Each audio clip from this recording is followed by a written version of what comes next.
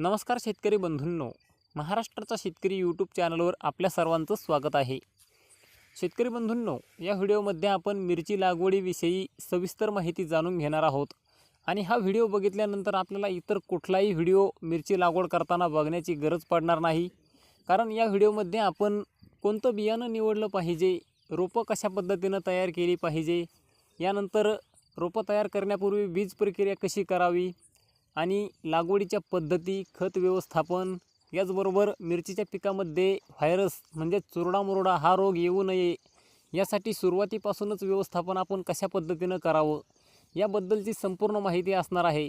तसेच मिरचीच्या पिकावरील येणारे रोग, बुरशीजन्य रोग, किडी याबद्दलही संपूर्ण माहिती या व्हिडिओमध्ये आहे। तर व्हिडिओ थोडा मोठा होऊ शकतो, परंतु संपूर्ण माहिती या व्हिडिओमध्ये असल्यामुळं व्हिडिओला कुठेही स्किप न करता शेवटपर्यंत बघा आणि व्हिडिओ आवडल्यास व्हिडिओला लाईक करून जास्तीत जास्त शेतकऱ्यांना हा व्हिडिओ शेअर करा। आणि जे शेतकरी आपल्या चॅनलवर नवीन आहेत अशा शेतकऱ्यांनी आपलं चॅनल सबस्क्राईब करून समोर येणारं बेल आयकॉनसुद्धा नक्की दाबा। तर शेतकरी बंधूंनो, सुरुवात करूयात आपण मिरचीची लागवड कोणकोणत्या हंगामात केली जाते। तर उन्हाळा, पावसाळा आणि हिवाळा या तीनही ऋतूमध्ये मिरचीची लागवड करता येते आणि तीनही हंगामामध्ये म्हणजेच उन्हाळा, पावसाळा आणि हिवाळा या तीनही ऋतूमध्ये बाजारामध्ये सुद्धा मिरचीला चांगली मागणी असते आणि तीनही ऋतूमध्ये मिरचीची लागवड करून आपण चांगलं उत्पादन मिळवू शकतो। त्यामुळं आपण कुठल्याही हंगामामध्ये मिरचीची लागवड करण्यास हरकत नाही। आपण कोणत्याही म्हणजेच उन्हाळा, पावसाळा, हिवाळा या तीनही ऋतूमध्ये मिरचीची लागवड करू शकतो। तर मिरचीची लागवड करण्यासाठी आपण वाण कोणते निवडले पाहिजे, तर चॅनलतर्फे आपल्याला कुठल्याही वाणाची शिफारस केली जाणार नाही। आपल्या भागामध्ये बाजारात चांगली मागणी असणारा आणि वर्षभर चांगला दर मिळणारा वाण आपण निवडला पाहिजे।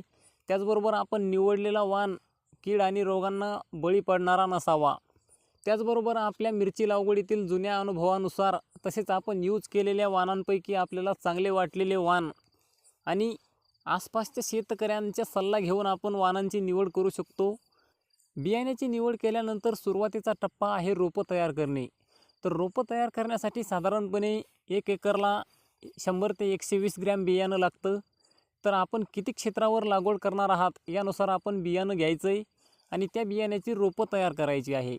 तर रोपं तयार करण्यासाठी साधारणपणे आपण 10 ग्रॅम बियाण्यासाठी 5 बाय 10 फूट आकाराचा गादी वाफा तयार करून त्यामध्ये चांगलं कुजलेलं शेणखत 2 टोपले, त्याचबरोबर 100 ग्रॅम DAP अशा पद्धतीनं आपल्याला त्या वाफ्यामध्ये मिसळून घ्यायचा आहे। सोबतच 5 ग्रॅम कार्बेंडाझिम आणि 10 ग्रॅम फोरेट आपल्याला त्या वाफ्यामध्ये चांगलं मिसळून घ्यायचं आहे। त्यानंतर खुरप्याच्या साहाय्याने रेघा ओढून त्यामध्ये आपल्याला एकदम पातळ बियाणं पेरायचं आहे। साधारणपणे 5 बाय 10 फूट आकाराच्या वाफ्यामध्ये फक्त आपल्याला 10 ग्रॅम बियाणं टाकायचं आहे। अशा पद्धतीनं बियाण्याची पेरणी केल्यानंतर बियाणं अगदी योग्य अंतरावर उगवतं आणि योग्य अंतरावर उगवल्यामुळं रोपाची अतिरिक्त वाढ न होता सदृढ आणि निरोगी रोपं तयार होतात। तर अशा पद्धतीनं आपल्याला रोपं तयार करायची आणि यानंतर रोपं लागवडीला येईपर्यंत त्याच्या गरजेनुसार त्याला पाणी देणं आवश्यक आहे। त्याचबरोबर रोपामध्ये कीड आणि रोगाचा प्रादुर्भाव आढळून येत असेल तर योग्य त्या कीटकनाशकाची फवारणीसुद्धा आपल्याला करायची। कारण आपण सदृढ रोपं तयार केली तरच आपण मिरचीच्या पिकामधून चांगलं उत्पादन मिळवू शकतो। त्यामुळं आपल्याला रोपाची विशेष काळजी घेणं खूप गरजेचं आहे। तर रोपाची एकदम व्यवस्थित आपल्याला काळजी त्या ठिकाणी घ्यायची। बियाण्याची लागवड केल्यानंतर साधारणपणे 40 ते 45 दिवसात रोपं पुनर्लागवडीसाठी तयार होतात। या दरम्यान आपल्या रोपांची वाढ जर कमी वाटत असेल तर अशा वेळी प्रत्येक वाफ्यामध्ये 50 ते 60 ग्रॅम युरिया आपण टाकू शकतो। अशा पद्धतीने युरिया टाकल्यास रोपांची निरोगी आणि जोमदार वाढ होते आणि आपलं रोप हिरवगार राहण्यास देखील मदत होते। शेतकरी बंधूंनो, आता ही टाकलेली रोपं लागवडीला येईपर्यंत आपण ज्या शेतामध्ये मिरचीची लागवड करणार आहोत त्या शेताची मशागत करून घेणं खूप गरजेचं आहे। तर त्यासाठी आपण जमिनीची नांगरणी करून त्यामध्ये रोटावेटर मारून आपण जमीन भुसभुशीत करून घेतली पाहिजे। त्यानंतर वखराच्या 1-2 पाळ्या देऊन आपल्या जमिनीची पूर्व मशागत आपण मिरची लागवडीपूर्वी करून घेणं खूप गरजेचं आहे। शेवटच्या वखरणी अगोदर एकरी 3 ते 4 ट्रॅली शेणखत आणि 2 बॅग सिंगल सुपर फॉस्फेट आपल्याला जमिनीत फेकून द्यायचं आहे, जेणेकरून आपल्या जमिनीमध्ये सेंद्रिय कर्बाचं प्रमाण वाढेल आणि आपल्या मिरचीच्या पिकाची चांगली वाढ होईल आणि आपल्याला मिरचीच्या पिकामधून भरघोस उत्पन्न देखील मिळेल। त्यानंतर ट्रॅक्टरच्या साहाय्याने सरी तयार करून त्यावर 25 मायक्रॉन मल्चिंग पेपर आथरून आपण मिरचीची लागवड करू शकतो। किंवा जर मल्चिंग पेपर न आथरता आणि ट्रॅक्टरच्या साहाय्यानं सरी न तयार करतासुद्धा आपण मिरचीची लागवड करू शकतो. म्हणजेच आपण सपाट जमिनीवर सुद्धा ठिबक अंथरून त्यावर मिरचीची लागवड करू शकतो. तर त्यासाठी आपल्याला योग्य अंतर ठेवून मिरचीची लागवड करणं गरजेचं आहे. तर मिरचीच्या लागवडीसाठी आता आपण बेडवर जर लागवड करणार असाल तर आपण झिगझॅग पद्धतीनं लागवड करू शकतो. त्यामध्ये 4 फुटाच्या सऱ्या तयार करून आपण झिगझॅग पद्धतीनं 2 झाडामध्ये 1.5 ते 2 फूट अंतर ठेवून लागवड करू शकतो. किंवा जर आपण सपाट जमिनीवर ठिबक अंथरून लागवड करणार असाल तर अशा वेळी 2 झाडामध्ये आपण जमिनीच्या प्रकारानुसार 1.5 ते 2 फूट अंतर ठेवून लागवड करावी आणि 2 तासांमध्ये साधारणपणे 3 ते 4 फूट अंतर ठेवणं गरजेचं आहे. अशा पद्धतीनं लागवड केल्यास आपल्या मिरचीच्या तोडणी करण्यास आपल्याला सोपं होईल आणि आपल्या पिकामध्ये दाटी न झाल्यास आपल्या पिकाला हवा खेळती राहील आणि सूर्यप्रकाशही भरपूर मिळेल आणि आपल्या मिरचीच्या पिकामध्ये भरघोस उत्पादन मिळण्यास मदत होईल. तर त्यासाठी आपल्या जमिनीच्या प्रकारानुसार आपण योग्य अंतरावर लागवड करावी जेणेकरून आपलं मिरचीचं पीक चांगलं येईल.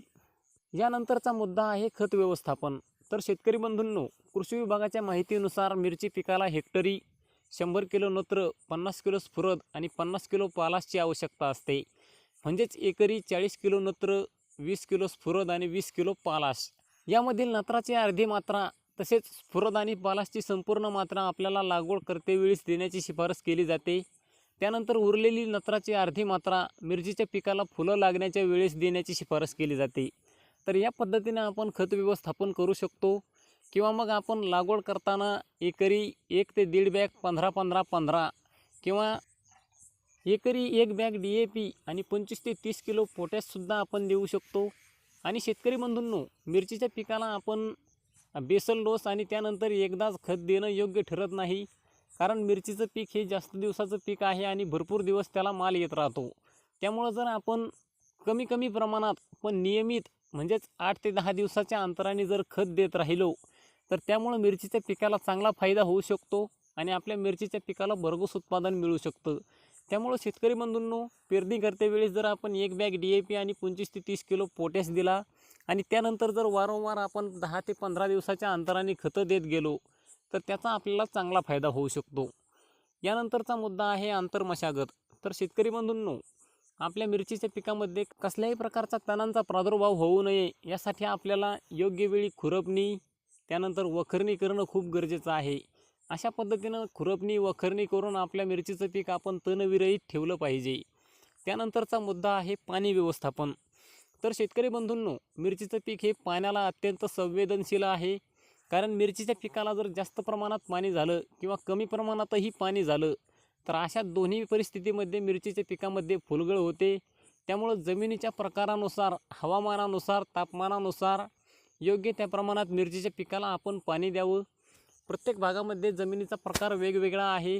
त्यामुळं पिकाच्या गरजेनुसार आपण योग्य प्रमाणात पिकाला पाणी देणं आवश्यक आहे. अशा पद्धतीनं जर आपण रोपांची निगा केली, योग्य अंतरावर रोपांची लागवड केली, त्यानंतर खत व्यवस्थापन, पाणी व्यवस्थापन जर योग्य केलं तर आपण मिरचीच्या पिकामधून चांगलं उत्पादन मिळवू शकतो. आणि शेतकरी बंधूंनो, यामध्ये एक मुद्दा आपला राहून गेला, तो म्हणजे ज्यावेळेस आपण मिरचीच्या पिकाची जी पुनर्लागवड करतोय त्यावेळी आपल्याला 10 लिटर पाण्यामध्ये कोप्रिड 10 ml आणि मॅन्कोझेम 25 ग्रॅम मिसळून त्या द्रावणामध्ये ती रोपं बुडवून घ्यायची आणि त्यानंतर ती रोपांची पुनर्लागवड करायची आहे. तर शेतकरी बंधूंनो, अशा पद्धतीनं आपण मिरची लागवडीचं व्यवस्थापन केलं पाहिजे. यानंतर मिरचीवर येणारे वेगवेगळे रोग, किडी